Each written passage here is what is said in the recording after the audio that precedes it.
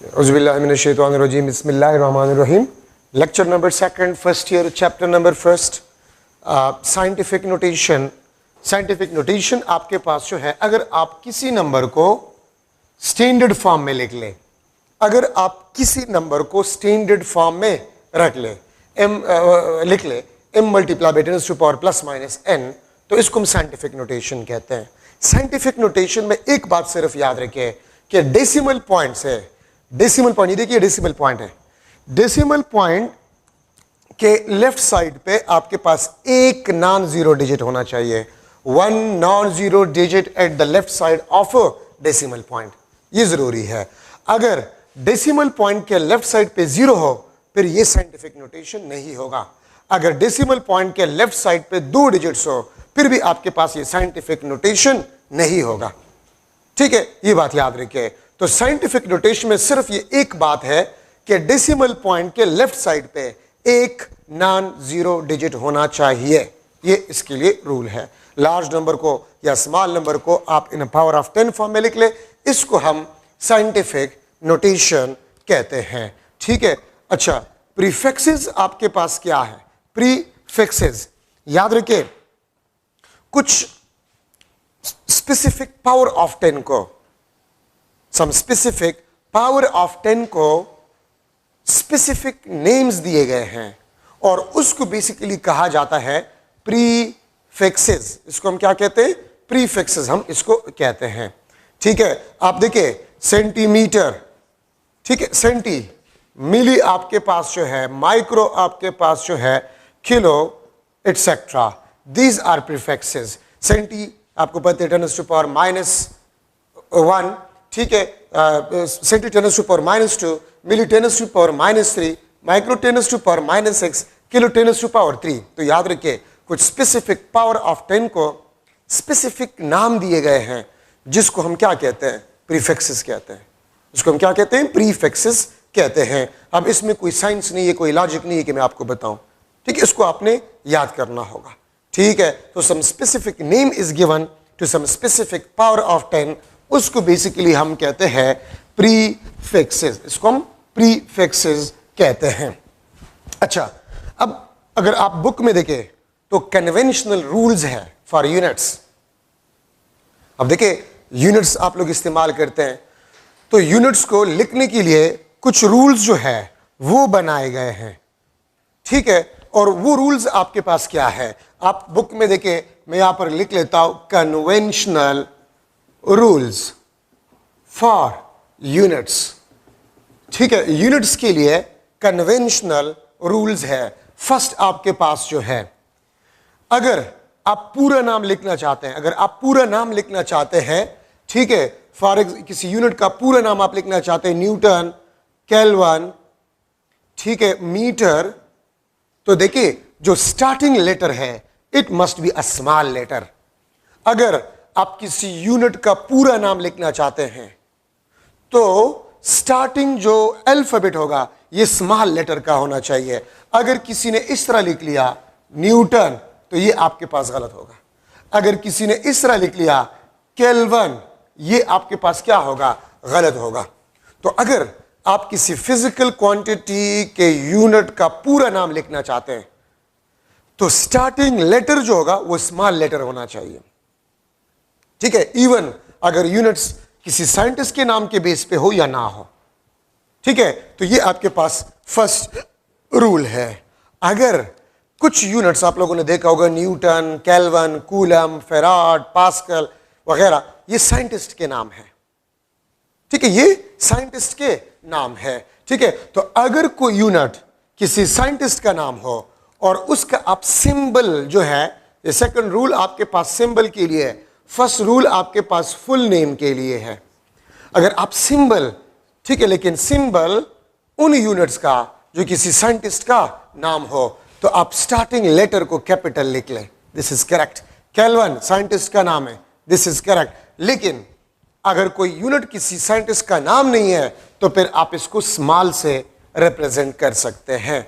तो second rule आपके पास ये है कि उन फिजिकल क्वांटिटीज के यूनिट्स जो किसी साइंटिस्ट का नाम हो, अगर उसका आप सिंबल लिखना चाहते हैं तो स्टार्टिंग लेटर को कैपिटल में लिख ले, ये आपके पास सेकंड। अगर न्यूटन को किसी ने इस तरह लिख लिया, न्यूटन को स्मॉल एन से, गलत होगा। केल्विन को आपने इस तरह लिख लिया, ये गलत होगा। ठीक है, ये याद रखिए। थर्ड आपके पास जो है, थर्ड, अगर आप प्रीफिक्स को इस्तेमाल करना चाहते हैं, अगर आप प्रीफिक्स को इस्तेमाल करना चाहते हैं तो मैं लिख लूंगा no space between prefix and base unit. Base unit और प्रीफिक्स के दरमियान कोई स्पेस आपके पास नहीं होना चाहिए। ठीक है, अब देखिए, अगर मैं लिख लो मिलीमीटर, अगर मैं लिख लो किलोमीटर, ये ठीक है। अगर मैं लिख लूं माइक्रोमीटर, तो याद रखिए जब आप प्रीफिक्स को इस्तेमाल करेंगे तो प्रीफिक्स और बेस यूनिट के दरमियान कोई स्पेस आपने नहीं रखना होगा। ठीक है, अगर मैं इस तरह लिख लो, ठीक है, ये अब ये मिलीमीटर नहीं होगा, ये मीटर है, ये मीटर है, ये मिलीमीटर नहीं है। ठीक है, तो अगर आप प्रीफिक्स इस्तेमाल करना चाहते तो प्रीफिक्स और बेस यूनिट के दरमियान कोई स्पेस नहीं होगा। ठीक है, फोर्थ आपके पास जो है, फोर्थ आपके पास है no more than one prefix used, no more than one prefix used in single measured value. Single measured value में अगर आपके पास जो है प्रीफिक्स आप इस्तेमाल करना चाहते हैं तो एक से ज्यादा प्रीफिक्स को आप इस्तेमाल नहीं कर सकते। आप अगर देखें, अगर मैं लिख लो 3 मल्टीप्लाई बाय 10⁻³ सेंटीमीटर, तो ये ठीक है, आपने एक प्रीफिक्स इस्तेमाल किया, ये ठीक है। लेकिन अगर कोई इस तरह लिख ले कि यार ये भी तो मिली है, और कोई इस तरह लिख ले 3 मिली सेंटीमीटर, तो ये आपके पास गलत होगा। तो याद रखिए, आप डेटा में सिर्फ एक प्रीफिक्स इस्तेमाल कर सकते हैं, आप एक से ज्यादा प्रीफिक्स इस्तेमाल नहीं कर सकते। या no compound prefixes are possible, compound means more than one prefix, ये पॉसिबल नहीं है। ठीक है, अच्छा, अब अगर मैं फिफ्थ रूल को लो तो मस्ट बी स्पेस बिटवीन 2 और मोर यूनिट्स। अगर एक फिजिकल क्वांटिटी है और वो 2 या 2 से ज्यादा यूनिट्स से उस फिजिकल क्वांटिटी का यूनिट बना हुआ है, तो फिर उसके दरमियान आपने प्रीफिक्स जो है वो स्पेस जो है वो आपने लगाना होगा। अब देखिए, जॉल सेकंड जो कि एंगुलर मोमेंटम का यूनिट है, तो जॉल एनर्जी का है, सेकंड टाइम का, देखिए मैंने स्पेस पुट कर लिया। अगर कोई इस तरह लिख ले कि जॉल सेकंड, तो ये गलत होगा। ठीक है, न्यूटन मीटर टार्क का यूनिट है, तो न्यूटन और मीटर 2 यूनिट्स इसके दरमियान स्पेस, अगर किसी ने इस तरह लिख लिया तो ये गलत होगा।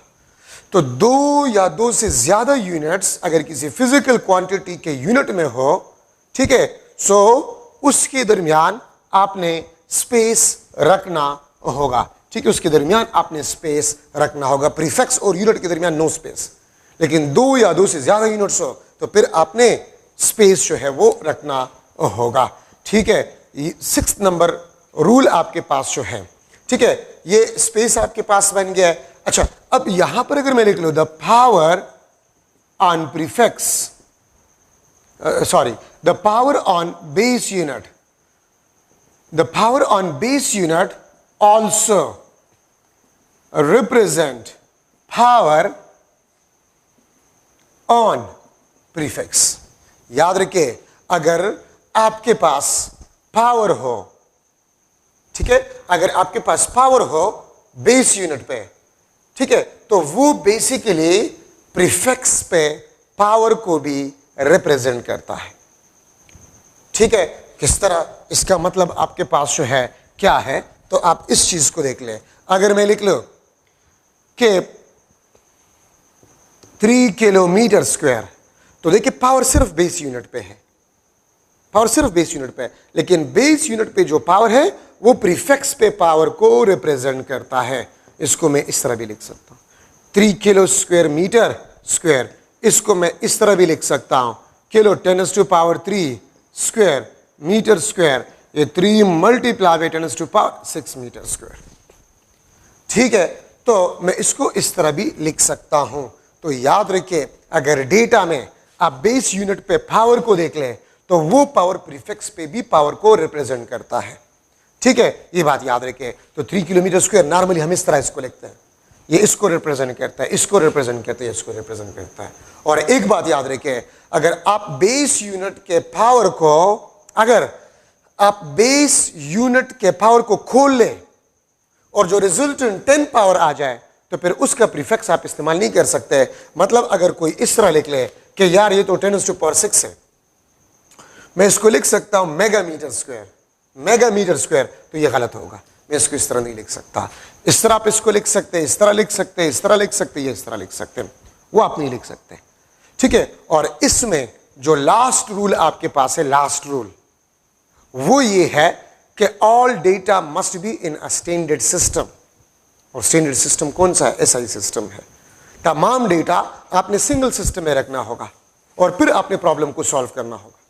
अगर कुछ डेटा एसआई सिस्टम में हो, कुछ डेटा आपके पास जो है वो किसी और सी ये सिस्टम में हो और आप प्रॉब्लम सॉल्व करेंगे तो रिजल्ट आपका ठीक नहीं आएगा। ठीक है, तो all data must be in a standard system और सिंगल सिस्टम। तो ये आपके पास कन्वेंशनल रूल्स है, बुक में लिखे हुए, वहां से आप देख लें। मैं इसमें एक दो मॉडल एमसीक्यूज जो है वो डिस्कस करना चाहता हूं। किस किस्म के एमसीक्यूज इसमें आ सकते हैं? MCQ, which one is proper unit, which one is proper unit of, let's suppose, Planck's constant. Planck's constant का प्रॉपर यूनिट आपके पास क्या है? ए ऑप्शन आपके पास जो है ये, बी ऑप्शन आपके पास जॉल स्पेस सेकंड, सी आपके पास जो है, ठीक है, वो आपके पास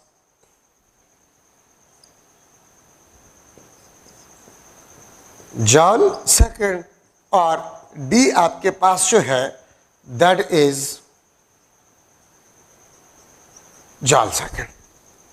ठीक है, तो प्रॉपर यूनिट प्लैंक्स कांस्टेंट का क्या होगा? अब देखिए, जॉल किस चीज का यूनिट है? एनर्जी का।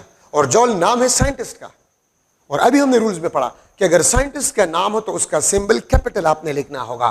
तो ये तो नहीं है, जॉल कैपिटल है, सेकंड और स्पेस भी है, this is the correct one. ये क्यों करेक्ट नहीं है? क्योंकि पूरा नाम स्मॉल अल्फाबेट से लिखा जाता है, इसमें तो कैपिटल है, तो ये भी गलत है। ठीक है, और ये देखिए इसमें स्पेस नहीं है, तो ये भी गलत है।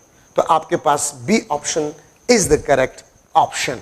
तो इस किस्म के एमसीक्यूज आपके पास इन रूल्स में आ सकते हैं कि इस फिजिकल क्वांटिटी का आपके पास जो है प्रॉपर यूनिट क्या होगा। मैं इस तरह भी लिख सकता, MCQ 5 millimetre square can be written as dash. ये ऑप्शन आपके पास 5 multiply by 10⁻³ metre square. B option आपके पास जो है 25 मल्टीप्लाई बाय 10⁻⁻6 मीटर स्क्वायर।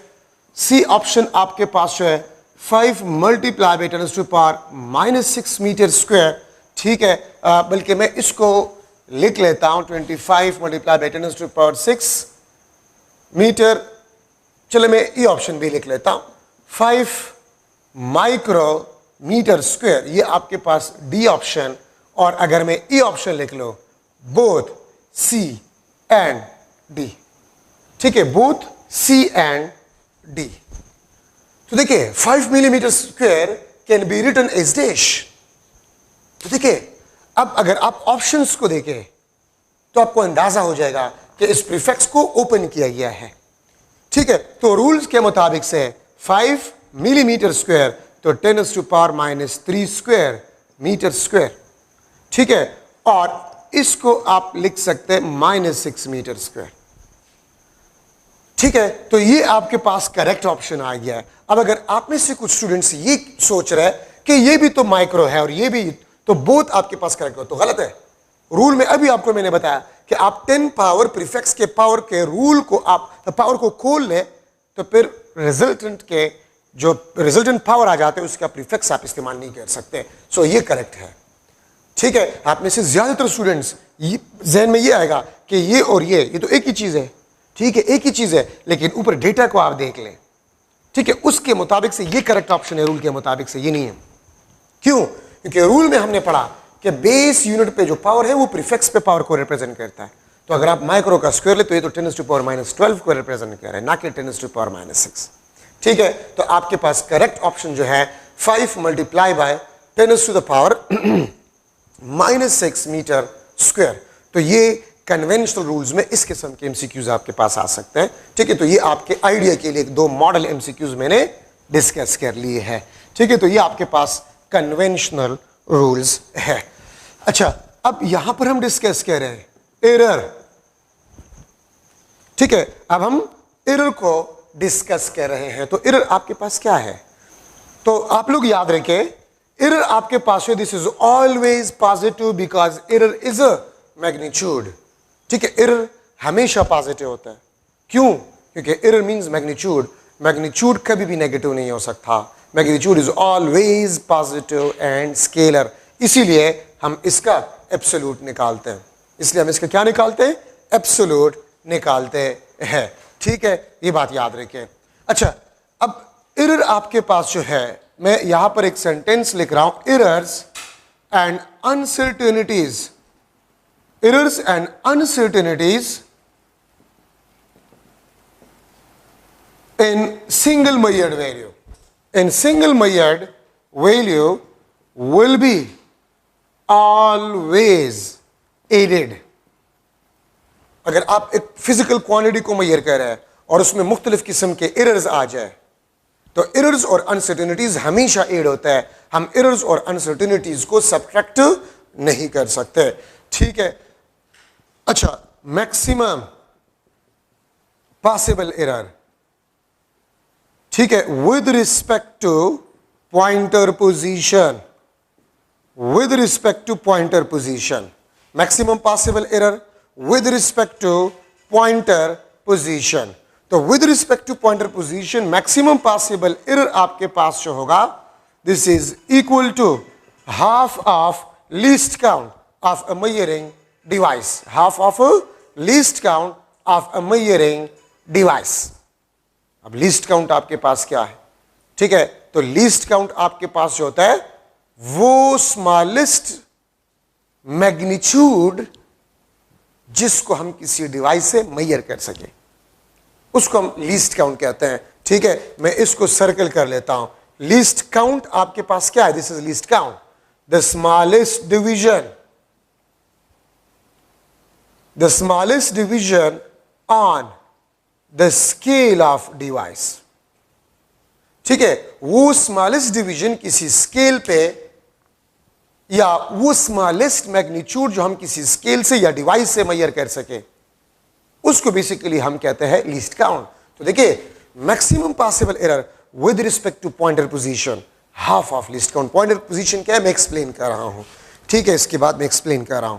और अगर मैं लिख लूं मैक्सिमम पॉसिबल एरर और पॉइंटर पोजीशन की कोई बात मैं ना करूं, ठीक है, वो आपके पास L.C लिस्ट काउंट के बराबर होता है। तो देखिए, मैक्सिमम पॉसिबल एरर अगर आप एक डिवाइस इस्तेमाल करें तो वो लिस्ट काउंट जितना होगा। ठीक है, ये बात आप लोग याद रखें। तो maximum possible error equal to the least count of a device, और पॉइंटर पोजीशन के मुताबिक से हाफ ऑफ लीस्ट काउंट। तो आप ये देखें, अगर मैं रूलर को ले रहा हूं, ठीक है, दिस इज रूलर 1 2 3 4 5, 1 2 3 4 5, ये आपके पास 1 सेंटीमीटर 1 2 3 4 5 इस तरह जाते जाए। अगर मैं रूलर को इस्तेमाल कर रहा हूं, अगर मैं रूलर को इस्तेमाल कर रहा हूं और एक लाइन के, ये आपके पास एक लाइन है और इस लाइन के लेंथ को मैं रूलर से मालूम करना चाहता हूं, ठीक है, तो आप इसके लेंथ को आप लोग देख ले।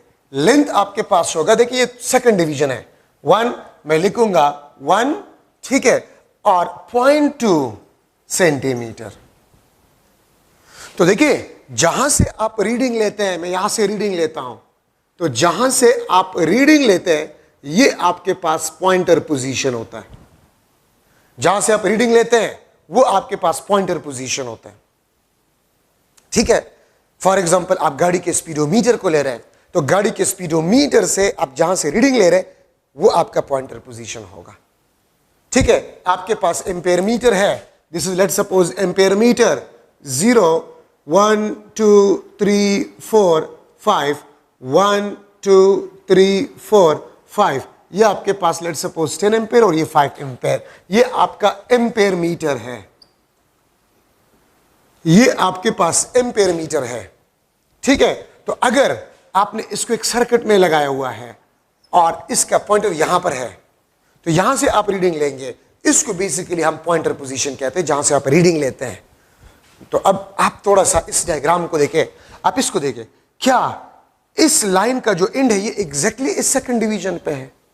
नो, ये इस सेकंड और थर्ड के दरमियान है, सेकंड और थर्ड डिवीजन के दरमियान है, मतलब एग्जैक्टली आपके पास सेकंड डिवीजन पे नहीं है।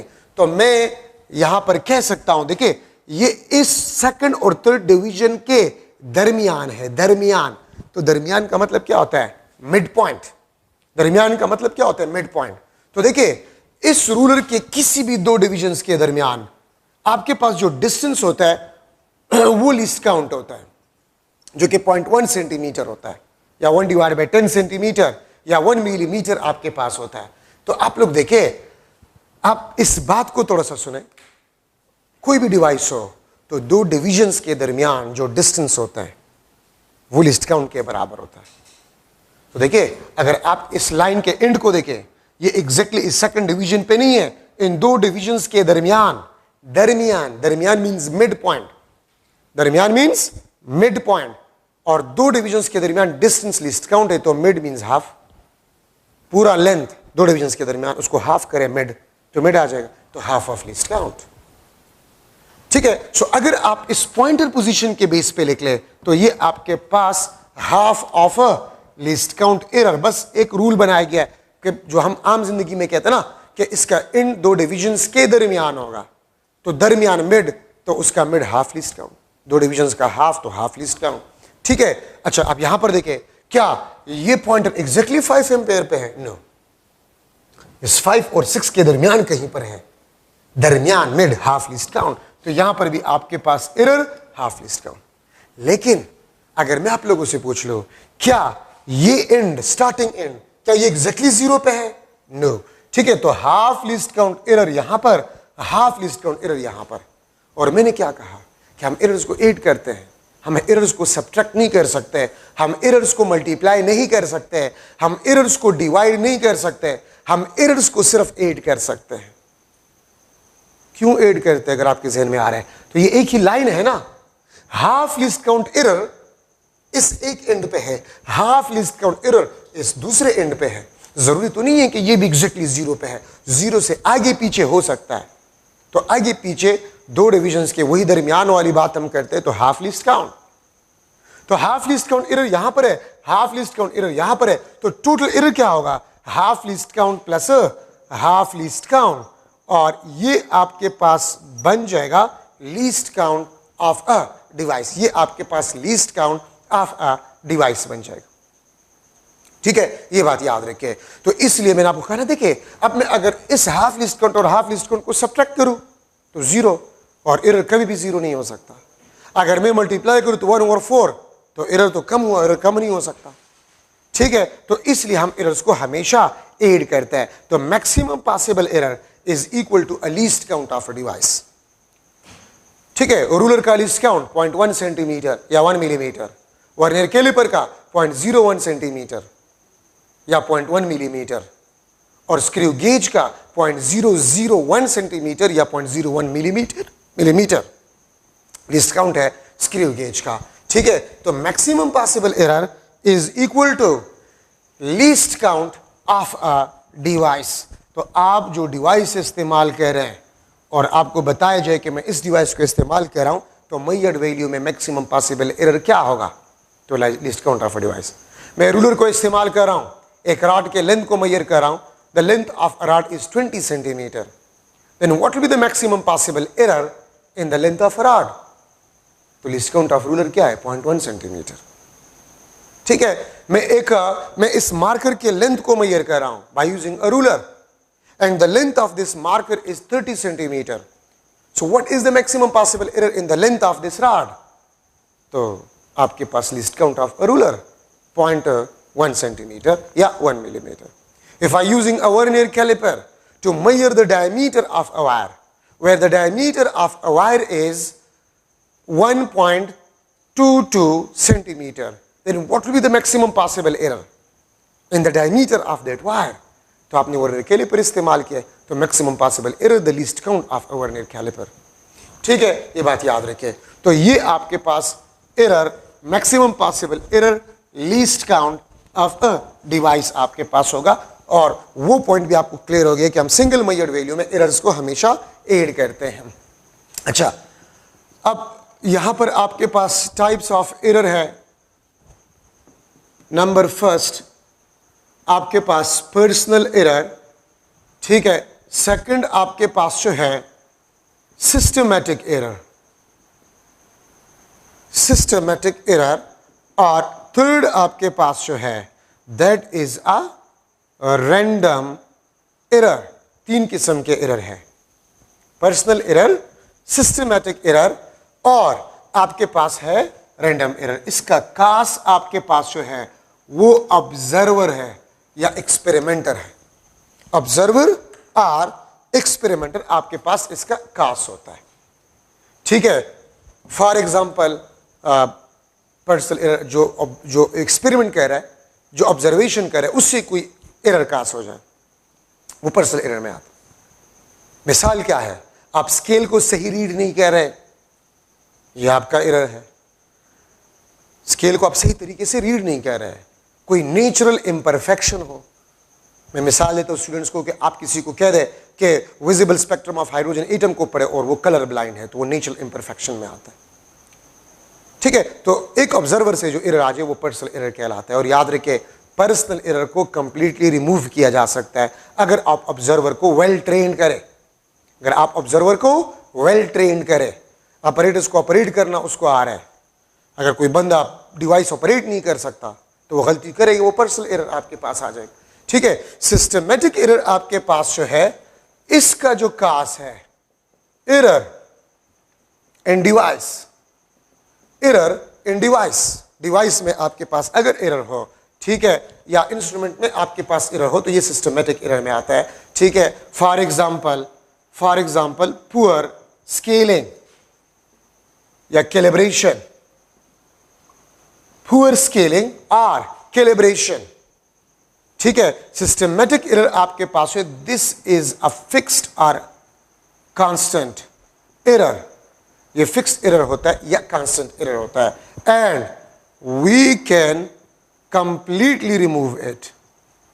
We can completely remove it by comparing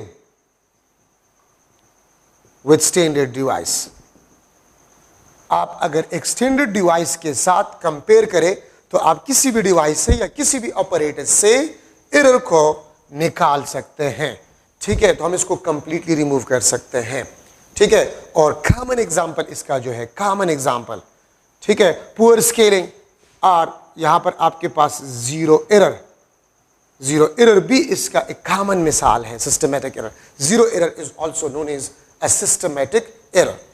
ठीक है, रैंडम एरर आपके पास जो है, इसका जो कास होता है, इसका जो कास होता है वो एनवायरमेंटल कंडीशंस होते हैं.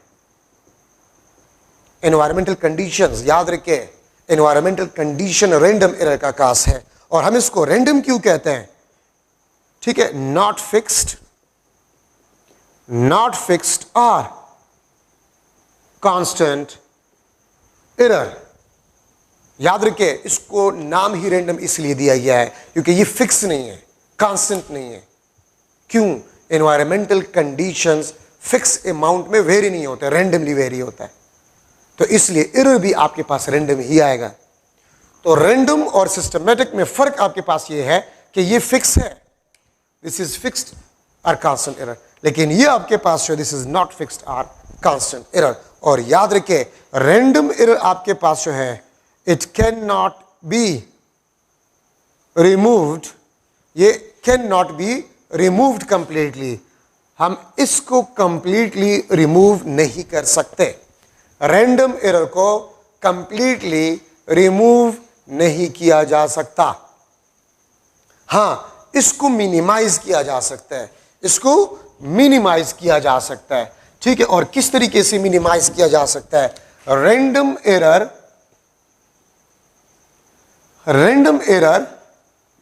Can be minimised, random error can be minimized by repeating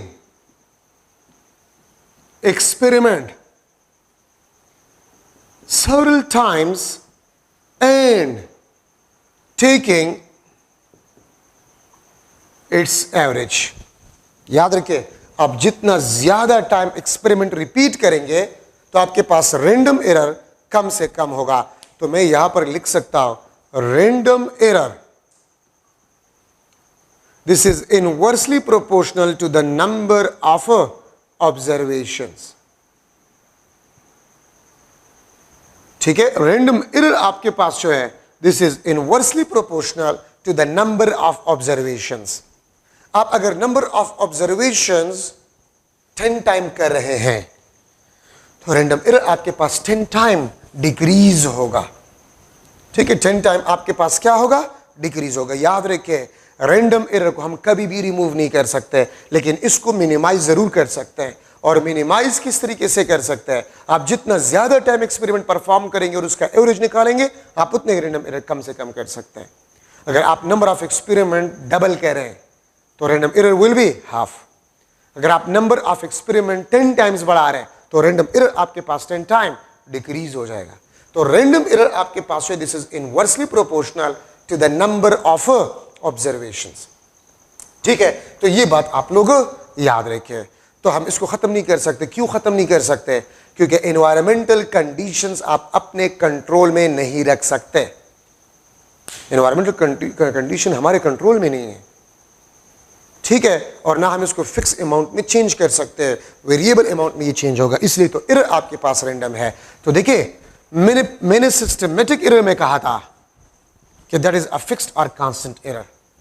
ठीक है, लेकिन रैंडम एरर आपके पास है, this is not a fixed और कांस्टेंट एरर। क्यों? तो मैं आपको जीरो एरर में ये एक्सप्लेन कर लूंगा। ठीक है, और इसको भी याद रखें, मैं इस पे भी एमसीक्यू जो है लिख लूंगा। अगर मैं यहां पर एक एमसीक्यू चले लिख लो, experiment performed 5 times. Experiment performed 5 times by using single device and error, average error भी कहा जा सकता है, and average error or error observed is x. Error observed is x. If we repeat experiment 10 times, 10 times, मैं इस 10 times के साथ यहां पर थोड़ा सा जगह छोड़ रहा हूं। ठीक है, आप मत छोड़े, आपके लिए 2 एमसीक्यूज हो जाएंगे। 10 टाइम्स, देन एवरेज एरर या error will be dash। Experiment को मैंने 5 टाइम जो है रिपीट किया। एक्सपेरिमेंट परफॉर्म्ड 5 टाइम्स या repeated 5 times by using single device and error observed is x। if we repeat experiment 10 times then error will be dash। ठीक है, मैं यहां पर ऑप्शंस लिख लेता हूं। A option x, B option 2x, C option x divide by 2 और D option x divide by 3। अब देखिए थोड़ा सा, पहले हमने एक्सपेरिमेंट कितना टाइम परफॉर्म किया? 5 टाइम्स, और एरर आपके पास क्या था? x था। अगर आप एक्सपेरिमेंट को रिपीट करें 10 टाइम्स तो 10 5 का डबल है। ठीक है, 10 आपके पास ये 5 का डबल है। तो पहले आपने 5 टाइम एक्सपेरिमेंट परफॉर्म किया था, अभी आपने 10 टाइम्स डबल। तो अगर नंबर ऑफ ऑब्जर्वेशन डबल हो गए तो एरर विल बी हाफ। तो ये आपके पास आंसर होगा x डिवाइड बाय 2। ये इस रिलेशन के बेस पे। ठीक है, अच्छा अब मैंने यहां पर ये जगह क्यों छोड़ा है? अब देखिए, मैं आपको एक बात बता रहा हूं, एमसीक्यूज को आपने पूरा पढ़ना होगा, क्योंकि एमसीक्यू में अगर एक वर्ड का इजाफा हो जाए, एक वर्ड का इजाफा हो जाए, तो उसका आंसर चेंज हो जाता है। अब मैं इस एमसीक्यू का आंसर x/2 है, मैं सिर्फ इसमें एक वर्ड ऐड कर जाता हूं, 10 times more। मैंने सिर्फ एक वर्ड ऐड किया, तो अगर मोर मैंने ऐड किया तो क्वेश्चन x/2 नहीं होगा। तो एमसीक्यू को पूरा पढ़ना है, एक वर्ड एमसीक्यू के आंसर को चेंज कर जाता है, तो थोड़ा सा आप लोगों ने एहतियात करना होगा। अब देखिए, अब आंसर क्या होगा? तो देखिए, पहले कितने एक्सपेरिमेंट परफॉर्म किया गया था? 5 times। अब 10 times मोर। आपके पास 5 रुपए थे, 10 और आपको मिले तो कितने बन गए? 15। और 15 5 का 3 times है। मैं फिर रिपीट कर रहा हूं, आपके पास 5 रुपए थे, मैंने आपको 10 और दिए, आई गिव 10 रुपीज मोर। ठीक है, तो मोर का मतलब है कि मैंने आपको 10 और दिया, आपके पास 15 हो गए। तो पहले एक्सपेरिमेंट 5 times, अब 10 times मोर, तो 5 + 10 15, तो इट मींस 15 5 का 3 टाइम है। अब आपके पास आंसर x/3 होगा, x/2 नहीं होगा। तो एक वर्ड के लगाने से एमसीक्यू, देखिए जो एमसीक्यूज हम करवा रहे हैं जरूरी नहीं कि वही आ जाए, आप कंसेप्ट सीखा करें। The important thing is concept, फिर आपको इंशाल्लाह कोई प्रॉब्लम नहीं होगा। So this is the model MCQ. अच्छा, अब आपके पास है जीरो एरर। अब जीरो एरर आपके पास क्या है? Zero error when scale of a device is not zero before operating a device, before operating a device. So फिर इसको जीरो एरर कहते हैं। Zero error when scale of a device is not zero before operating a device. अभी आप device operate नहीं कर रहे, ठीक है, लेकिन उसका स्केल जीरो नहीं है, उसका स्केल आपके पास है वो जीरो नहीं है, तो इसको हम कहते हैं जीरो एरर। क्या मतलब है? आपके पास लेट्स सपोज स्टॉपवॉच है, स्टॉपवॉच आप लाख कोशिश करें वो जीरो से शुरू नहीं हो रहा, वो 5 सेकंड से शुरू हो रहा है, ठीक है, तो 5 सेकंड से शुरू हो रहा है, इसमें जीरो एरर है। ये आपके पास एम्पेयर मीटर है, ये एम्पेयर मीटर है, let's suppose this is ampere metre, device जो कि करंट को मेजर कर रहा है। ये आपके पास 0 1 2 3 4 5 एम्पेयर, ये आपके पास 1 2 3 4, ये आपके पास 10 एम्पेयर, ठीक है। अब अगर आपने इसको सर्किट में नहीं लगाया, मैं इसके साथ लिख लेता हूं, not connected, not connected in circuit. अभी आपने इसको सर्किट में नहीं लगाया, लेकिन देखिए ये तो आपको बता रहे कि सर्किट इसमें एम्पेयर मीटर में से 1 एम्पेयर करंट पास हो रहा है, ठीक है, तो इसका मतलब ये है कि इसका स्केल जीरो पे नहीं है, हम एम्पेयर मीटर को यूज नहीं करें, इसका स्केल जीरो पे नहीं है, तो इस किस्म के एरर को हम क्या कहते हैं? जीरो एरर हम इसको कहते हैं, ठीक है, ये बात याद रखिए। सो अगर किसी भी डिवाइस का स्केल जीरो ना हो, जीरो ना हो बिफोर ऑपरेटिंग इट, इसको हम जीरो एरर कहते हैं। तो जो मैंने सिस्टमेटिक एरर में लिखा था कि systematic error is a fixed error और कांस्टेंट एरर, तो इसका मतलब आपके पास क्या बनता है?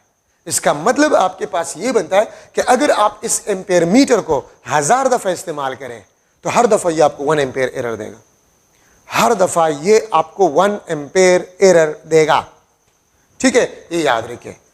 आप इसको 100 दफा इस्तेमाल करें तो हर दफा ये आपको 1 एम्पेयर एरर देगा, क्योंकि इसमें जीरो एरर 1 एम्पेयर है। तो इसलिए मैंने सिस्टमेटिक एरर में लिखा था कि systematic error is a fixed और कांस्टेंट एरर। तो मैं देखिए एमसीक्यू बना सकता हूं, किस तरह बना सकता हूं? If I repeat experiment by using a single device 10 times, मैं एक्सपेरिमेंट को 10 टाइम्स जो है रिपीट कर रहा हूं, ठीक है, and every time I get a fixed error और constant error, then the type of error will be dash. तो systematic error, type of error आपके पास सिस्टमेटिक एरर होगा, ठीक है, मे बी आपको 3-4 मेजर्ड वैल्यूज गिवन हो विद एरर और आपसे पूछ लिया जाए कि इस डेटा से मुझे बताए the type of error will be dash, तो अगर आप देखें एरर फिक्स आ रहा है तो सिस्टमेटिक एरर, और अगर एरर फिक्स या कांस्टेंट नहीं आ रहा, सेम नहीं आ रहा, तो रैंडम एरर आपके पास होगा। तो ये ज़हन में बिठा दें, ठीक है। If I repeat experiment 10 times by using a single device and every time I get different error, then the type of error will be dash. अगर आप हर दफा डिफरेंट एरर हासिल करें, the type of error will be random error. type of error आपके पास random error होगा। लेकिन अगर fix error आ जाए तो सिस्टमेटिक एरर आपके पास होगा, ठीक है। अब जीरो एरर आपके पास दो किस्म के हैं, positive zero error, positive zero error. Positive zero error इसको मैं इस तरह डिफाइन करता हूं, if measured value m dot v measured value, if measured value is greater than the actual value, आप एक डिवाइस को इस्तेमाल कर रहे हैं तो आपके पास अगर measured value आ जाए एक्चुअल वैल्यू से ज्यादा, ठीक है, तो फिर आपके पास जो एरर होगा वो positive zero error. Type of error systematic होगा, लेकिन एरर आपके पास पॉजिटिव जीरो एरर होगा। Type of error zero error systematic error ही है, ठीक है। लेकिन अगर आपके पास the type of error, if the measured value is greater then the actual value, then the type of error तो सिस्टमेटिक। अगर मैं लिख लूं देन एरर तो पॉजिटिव जीरो एरर। अगर आप इस एरर को रिमूव करना चाहते हैं तो आप इस तरह निकालेंगे, actual value is equal to measured value minus positive zero error, m dot E measured value, p dot z dot E positive zero error. तो अगर आप मेजर्ड वैल्यू से पॉजिटिव जीरो एरर को सब्ट्रैक्ट करें, ठीक है, तो आपके पास आ जाएगा एक्चुअल वैल्यू, आपके पास आ जाएगा। तो पॉजिटिव जीरो एरर को अगर आप मेजर्ड वैल्यू से सब्ट्रैक्ट करें तो एक्चुअल वैल्यू आपके पास आ जाएगा, ठीक है। ये आपके पास है नेगेटिव जीरो एरर। अच्छा, ये पॉजिटिव जीरो एरर, ये देखें, अगर किसी को समझ नहीं आ रहा पॉजिटिव जीरो एरर तो आप इस डायग्राम को देखें। अब मुझे बताएं, अगर इस सर्किट में अगर मैं इसको एक सर्किट में लगा रहा हूं कि जिसमें एक्चुअल करंट 3 एम्पेयर हो, एक्चुअल करंट 3 एम्पेयर हो, ये मुझे क्या शो करेगा? तो अगर एक्चुअल करंट 3 एम्पेयर हो किसी सर्किट में और उस सर्किट में मैं इस एम्पियर मीटर को लगा लूं तो ये मुझे 4 एम्पेयर करंट देगा। तो 4 एम्पेयर मेजर्ड वैल्यू है, एक्चुअल करंट 3 एम्पेयर है, तो आपके पास एरर जो होगा वो पॉजिटिव जीरो एरर हो। तो आपके पास क्या होगा? पॉजिटिव जीरो एरर आपके पास होगा, ठीक है। अगर मैं इस एम्पियर मीटर को एक सर्किट में लगा रहा हूं, इस एम्पियर मीटर को मैं एक सर्किट में लगा रहा हूं जिसमें एक्चुअल करंट 5 एम्पियर है, ये मुझे क्या शो करेगा? 6 एम्पियर। तो 6 एम्पियर मेजर्ड वैल्यू है और वो 5 एम्पियर से ज्यादा है, पॉजिटिव जीरो एरर, ठीक है। नेगेटिव जीरो एरर, अगर ये पॉइंटर 1 एम्पियर पीछे हो, if the pointer is behind zero, negative zero error. If the pointer is on this side from zero, ठीक है, या फॉरवर्ड फ्रॉम जीरो, तो फिर आपके पास पॉजिटिव जीरो एरर होगा। तो नेगेटिव जीरो एरर, अगर ये 1 एम्पियर है पीछे, तो मैं अगर इसको एक ऐसे सर्किट में लगा रहा हूं जिसमें एक्चुअल करंट 4 एम्पियर है, ये मुझे 3 एम्पियर शो करेगा, 3 एम्पियर मेजर्ड वैल्यू। तो इफ मेजर्ड वैल्यू, अगर मेजर्ड वैल्यू एक्चुअल वैल्यू से लेस हो तो फिर आपके पास एरर नेगेटिव जीरो एरर होगा, ठीक है। और अगर मैं एक्चुअल वैल्यू को मालूम कर रहा हूं तो मेजर्ड वैल्यू से आप, मेजर्ड वैल्यू के साथ आप नेगेटिव जीरो एरर को ऐड करें, आपके पास एक्चुअल वैल्यू आ जाए, आपके पास क्या आ जाएगा? एक्चुअल वैल्यू आ जाएगा। तो ये आपके पास नेगेटिव जीरो एरर, ठीक है। और जीरो एरर आपके पास सिस्टमेटिक एरर ही है, ठीक है। और यहां से आपने देख लिया कि ये फिक्स एरर है। तो टाइप्स ऑफ एरर में इस किस्म के एमसीक्यूज आपके पास आ सकते हैं। I repeat experiment 5 times 6 times, every time I get a fixed or constant error, the type of error systematic. Different error random. If I repeat experiment n times, then the error will be n time decreases. मतलब जितने number of experiments आप बढ़ा रहे हैं आपके पास error उतना ही कम होगा, ठीक है, सो ये आपके पास टाइप्स ऑफ एरर में इंपॉर्टेंट चीजें आपके पास आ गए। अच्छा, अनसर्टेनिटी में आपके बुक के सीक्वेंस से नहीं जा रहा, मैं अपने सीक्वेंस से जा रहा हूं, किस टॉपिक के बाद में क्या पढ़ाऊं, ठीक है, तो वो मुझे पता है, किस तरह मैं जाऊं तो आपके लिए आसानी होगी। ठीक है, तो मैं अनसर्टेनिटी को जो है वो स्टार्ट कर रहा हूं। अनसर्टेनिटी आपके पास जो है, ये भी आपके पास है द रेंज और एस्टिमेट ऑफ एरर, रेंज और एस्टिमेट ऑफ एरर, अंदाजतन एरर। देखिए, अनसर्टेनिटी का मतलब क्या होता है, अनसर्टेनिटी भी एरर है लेकिन नोन एरर नहीं है। नोन एरर एग्जैक्टली आप नहीं बता सकते कि इतना एरर होगा, इसीलिए इसको हम अनसर्टेनिटी कहते हैं। ठीक है, इसमें शक होता है, एग्जैक्टली ये हो भी सकता है नहीं भी हो सकता, तो इसीलिए इसको नाम अनसर्टेनिटी दिया गया है। और याद रखिए, अनसर्टेनिटी भी एरर है लेकिन नोन एरर नहीं है। और मुझे किस तरह पता चलेगा कौन सा एरर है और कौन सा अनसर्टेनिटी है, तो बहुत आसान है। अगर आपके पास एक्चुअल वैल्यू है तो आपने जो वैल्यू मेजर की उसका डिफरेंस निकाल ले, वो एरर कहलाता है। लेकिन अगर आपके पास एक्चुअल वैल्यू नहीं है तो फिर आप एस्टिमेटेड, अंदाजतन एरर लेते हैं, और अंदाजतन एरर ये अनसर्टेनिटी कहलाता है। अंदाजतन एरर आपके पास जो है वो अनसर्टेनिटी कहलाता है। और इसकी मिसाल मैं स्टूडेंट्स को ये देता हूं कि क्लास से आप बाहर है और आपको अंदर में नजर नहीं आ रहा कि क्लास में सर इजहार इस टाइम किधर मौजूद है, तो कोई बताते यार मुझे तो इस तरह लग रहा है वो बोर्ड के साथ खड़ा है, एग्जैक्टली बात वो नहीं कर सकता कि किधर खड़ा है। ठीक है, तो इसलिए फिर आपके पास इन अनसर्टेनिटीज को हम कहेंगे। ठीक है, और अगर एक बंदा आ जाए और वो मुझे देख ले और कह दे कि यार ये तो बोर्ड से नहीं है, दरमियान में खड़ा है, तो जो डिफरेंस था वो एरर था। तो एरर नोन वैल्यू होता है और अनसर्टेनिटी ये एस्टिमेटेड एरर होता है, अंदाजतन एरर होता है। ठीक है, तो ये बात आप लोग याद रखिए। सो द रेंज और एस्टिमेट ऑफ एरर, अगर एक्चुअल वैल्यू है तो फिर तो एरर आप एग्जैक्टली मालूम कर सकते हैं, अगर एक्चुअल वैल्यू नहीं है तो फिर आप एग्जैक्ट एरर मालूम नहीं कर सकते, तो इसलिए हम इसको फिर अनसर्टेनिटी कहते हैं। एब्सोल्यूट अनसर्टेनिटी, एब्सोल्यूट अनसर्टेनिटी याद रखे, इसको हम ये भी कहते हैं this is the maximum possible error, जो अभी कुछ देर पहले मैं डिस्कस कर चुका हूं। This is equal two plus minus least count of a device, plus minus least count. ये प्लस आपको किस चीज के बारे में बताता है, ये आपको maximum range of actual value, ये maximum range of actual value, ये माइनस आपके पास जो है ये आपको minimum range of actual value के बारे में बताता है। Plus maximum range of actual value, maximum range of actual value, minimum range of actual value, plus minus. जिस तरह हम आम जिंदगी में इस्तेमाल करते हैं ना, कम उबेश। ठीक है, जिस तरह हम आम जिंदगी में इस्तेमाल करते हैं कम उबेश। ठीक है, तो ये प्लस माइनस वही कम उबेश है। ठीक है, तो absolute uncertainty which is the maximum possible error is equal two plus minus least count. वही एग्जांपल जो मैंने पहले आपको बताया, रूलर था और रूलर से हमने एक लाइन के लेंथ को मेजर किया 1.2 सेंटीमीटर।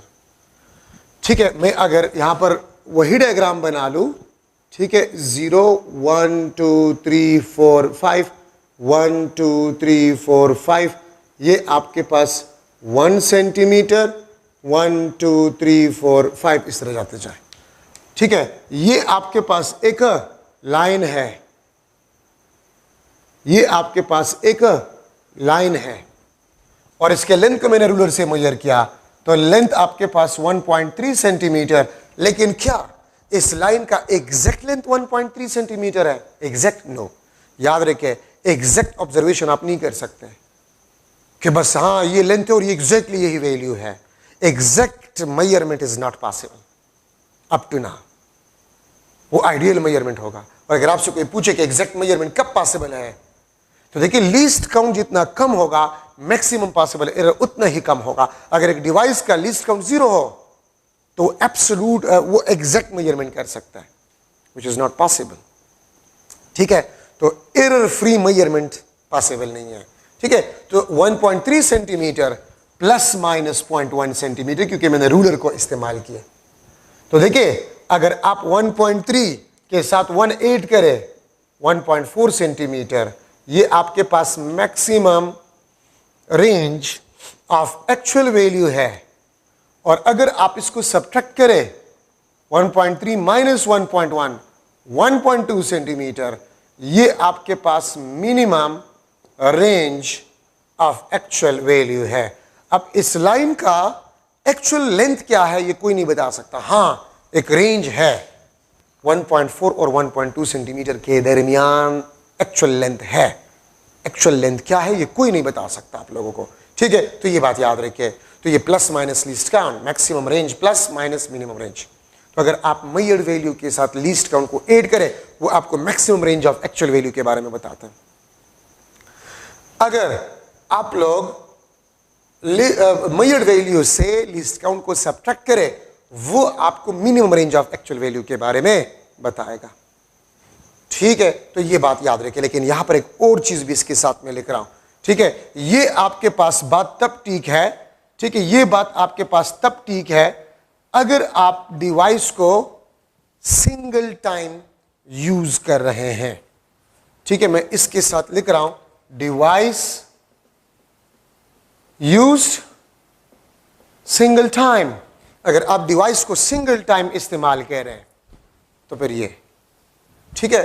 और मैं यहां पर लिख लूंगा एब्सोल्यूट अनसर्टेनिटी या maximum possible error, this will be equal two plus minus n times of least count.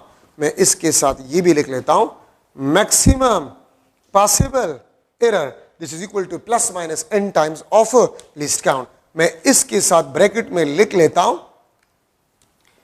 If device repeated n times,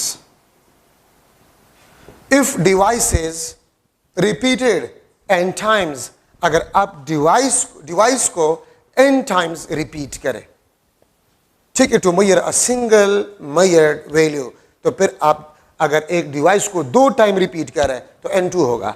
अगर आप एक डिवाइस को 3 टाइम रिपीट करें तो n3 होगा। लेकिन अगर आप डिवाइस को एक दफा इस्तेमाल करें तो लीस्ट काउंट, आप उस लाइन के लेंथ को मेजर करने के लिए और रूलर को एक दफा इस्तेमाल किया गया है, रूलर को एक दफा इस्तेमाल किया गया है, तो इसलिए मैंने वहां पर 0.1 लिखा है, ठीक है। अच्छा, अब देखिए, अगर इस व्हाइट बोर्ड के लेंथ को मैं रूलर से मेजर कर रहा हूं, मैंने रूलर को एक दफा इस्तेमाल किया, एक रूलर का एक एंड यहां पर रख लिया, दूसरा एंड यहां पर रख लिया, एक बड़ा रूलर था तो 0.1 सेंटीमीटर, इसके लेंथ में अनसर्टेनिटी होगा। अगर मेरे पास एक छोटा सा रूलर है, छोटा सा रूलर, उसका एक एंड मैंने यहां पर रख लिया, दूसरा एंड यहां पर, ये मैंने मेजर किया, फिर रूलर को उठाकर यहां पर एक एंड दूसरा एंड यहां पर, तो मैंने रूलर को 2 दफा इस्तेमाल किया, तो फिर इस व्हाइट बोर्ड के लेंथ में अनसर्टेनिटी क्या होगा? 2 times of least count, 2 times of least count, 0.2 centimetre आपके पास। अगर मेरे पास इससे भी छोटा रूलर है, 1 2 3, 3 दफा मैंने रिपीट किया, तो 3 मल्टीप्लाई बाय 0.1 सेंटीमीटर, ठीक है। तो आप जितना टाइम डिवाइस को रिपीट करें, उस नंबर को आप लीस्ट काउंट के साथ मल्टीप्लाई करें, आपके पास आ जाएगा the uncertainty in a measured value, ठीक है। उम्मीद है आपको समझ आ गया होगा कि आप दीवार के लेंथ को मेजर करें, आपके पास छोटा रूलर है, आपने रूलर को 10 दफा, 1 2 3 4 5 दफा लेंथ, जिस तरह यहां पर रूलर मैंने रख लिया, एक, फिर उठाकर दूसरी दफा, फिर तीसरी दफा, फिर चौथी दफा, फिर 5वीं दफा। रूलर छोटा है तो मैंने 5 दफा रूलर को इस्तेमाल किया इस व्हाइट बोर्ड की लेंथ को मेजर करने के लिए, तो 5 multiply bye least count of a device, ठीक है। तो आपके पास एरर जो होगा या मैक्सिमम पॉसिबल एरर जो होगा या एब्सोल्यूट अनसर्टेनिटी जो होगा, तो जितना टाइम आप रूलर को इस्तेमाल करें उसको मल्टीप्लाई करें with the least count of a device. अगर मैं लिख लूं ruler is repeated 10 times to measure length of rod, which is that is length of rod is equal to 180.62 centimeter. 180.62 centimeter. Ruler is repeated 10 times to measure length of a rod, that is 180 नहीं, मैं 1080.62 centimetre लिख लेता हूं. 1080.62 centimetre उस rod का length है. Then absolute uncertainty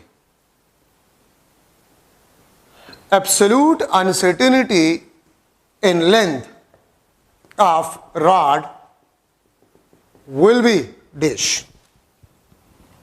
ठीक है, आपके पास एब्सोल्यूट अनसर्टेनिटी क्या होगा या मैक्सिमम पॉसिबल एरर क्या होगा? A option 0.1 centimetre, B option 1 centimetre, C option 1 millimetre और डी ऑप्शन आपके पास जो है 10 सेंटीमीटर. ठीक है, आप ये देखिए कितना टाइम आपने रूलर को रिपीट किया, 10 टाइम्स. तो एन आपके पास क्या होगा? 10. लिस्ट काउंट कितना है? 0.1 सेंटीमीटर. ये आपके पास 1 सेंटीमीटर बन जाए. So 1 centimetre is the absolute uncertainty और the maximum possible error in the length of a rod. ठीक है, in the length of a rod. ठीक है, अब यहां पर मैं लिख सकता हूं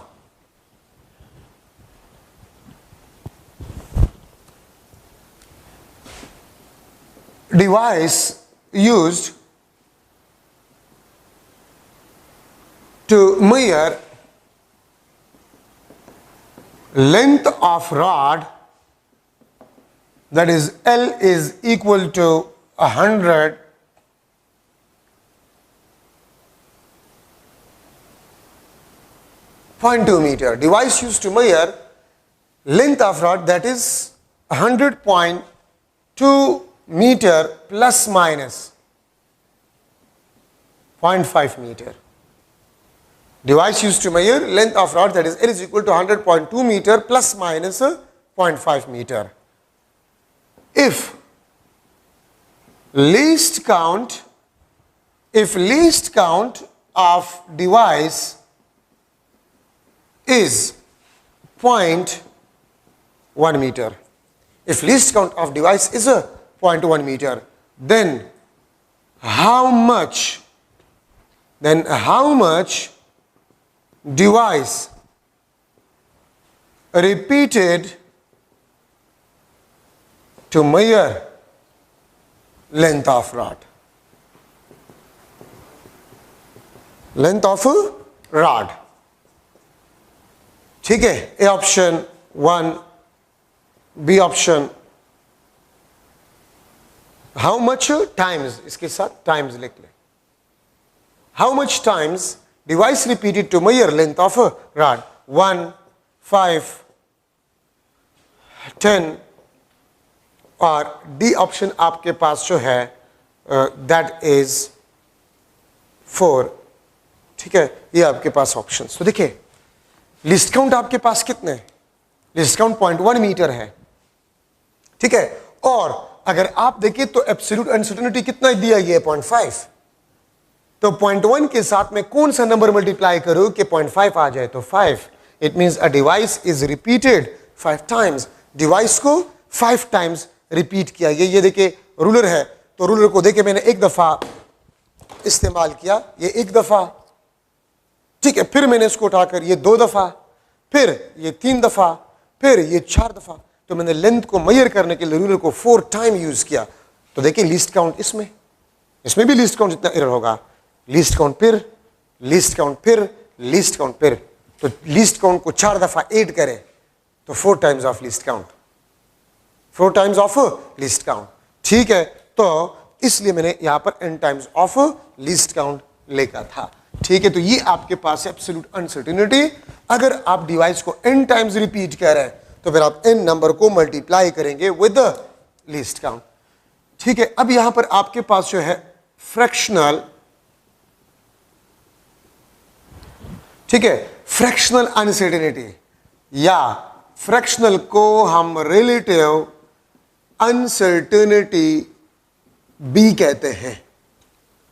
फ्रैक्शनल और रिलेटिव अनसर्टेनिटी बी इसको हम कहते हैं। ठीक है, so the ratio of uncertainty and measured value,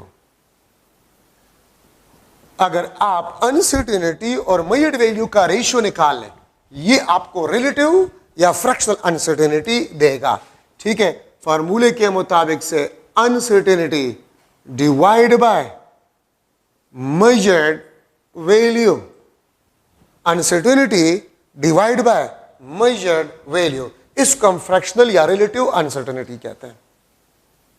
ठीक है, अगर मैं लूं, लेट सपोज आपके पास लेंथ है 40.0 सेंटीमीटर प्लस माइनस 0.1 सेंटीमीटर, तो इसमें आपके पास रिलेटिव अनसर्टेनिटी जो है या fractional uncertainty 0.1 divide by 40 centimetre, ये आपके पास 1 डिवाइड बाय 40 सेंटीमीटर। तो अगर आप अनसर्टेनिटी को मेजर्ड वैल्यू पे डिवाइड करें तो ये फ्रैक्शनल या रिलेटिव अनसर्टेनिटी कहलाता है। ठीक है, परसेंटेज अनसर्टेनिटी आपके पास क्या होगा? परसेंटेज अनसर्टेनिटी,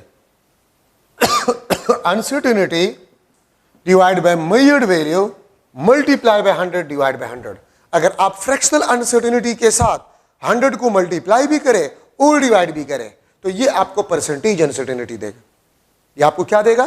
परसेंटेज अनसर्टेनिटी आपको देगा। ठीक है, तो ये आपके पास, इसको मैं इस तरह भी लिख सकता हूं, percentage uncertainty is equal to uncertainty divide by measured value multiply by 100%, multiply by 100%। ठीक है, और इसको मैं इस तरह भी लिख सकता हूं कि परसेंटेज का मतलब ये होता है कि अगर आप लोग किसी मेजर्ड वैल्यू को 100 इक्वल पार्ट्स में डिवाइड करें, 100 इक्वल पार्ट्स में, तो एक पार्ट में अनसर्टेनिटी परसेंटेज अनसर्टेनिटी कहलाता है। परसेंटेज अनसर्टेनिटी का मतलब ये होता है कि अगर आप मेजर्ड वैल्यू को 100 इक्वल पार्ट्स में डिवाइड करें तो एक पार्ट में अनसर्टेनिटी फ्रैक्शनल या रिलेटिव अनसर्टेनिटी कहलाता है। तो ये आपके पास इंपॉर्टेंट डिस्कशन। थर्ड लेक्चर में इंशाल्लाह असेसमेंट ऑफ अनसर्टेनिटी, जो कि काफी इंपॉर्टेंट है एमसीक्यूज के लिए, assessment of uncertainty, addition rule, ठीक है, product and division rule, power rule, uncertainty in mean value, uncertainty in timing experiment, precision और एक्यूरेसी, इसको मैं इंशाल्लाह फर्स्ट ईयर में पढ़ाऊंगा। ठीक है, नेक्स्ट लेक्चर में इंशाल्लाह। ठीक है, तो आप इसको एक नजर पढ़ें। Thank you so much.